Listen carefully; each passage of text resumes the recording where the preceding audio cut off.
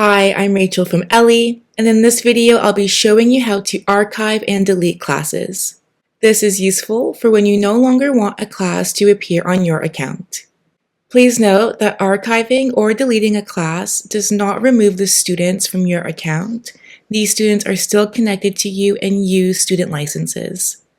If you would like to archive or remove a student, please look out for the video called How to Archive Students. So without further ado, let's get started.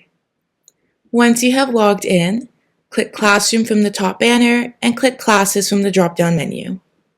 This will bring you to your class list. Check off the box next to the class you'd like to archive. If there are multiple classes you'd like to archive, you can check off additional boxes. At the bottom, a black bar will appear with the amount of classes you've selected. Click Archive to proceed archiving those classes. You can read the information in the pop-up to learn more about archiving classes. And once everything looks good, click the blue Yes Archive button. There are a couple of other ways that you can archive classes as well. From your classroom page, you can click the three dots next to the class and click Archive Class at the bottom. The same steps will apply, and you can click Yes Archive to proceed. You can also archive a class from within the class page. In the top right corner, click the three dots and then click Archive Class.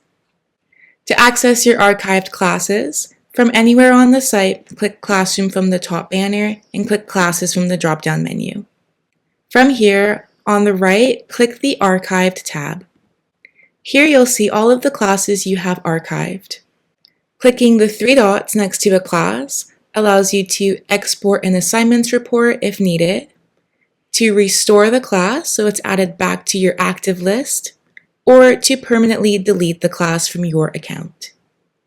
That's it for this video on how to archive and delete classes.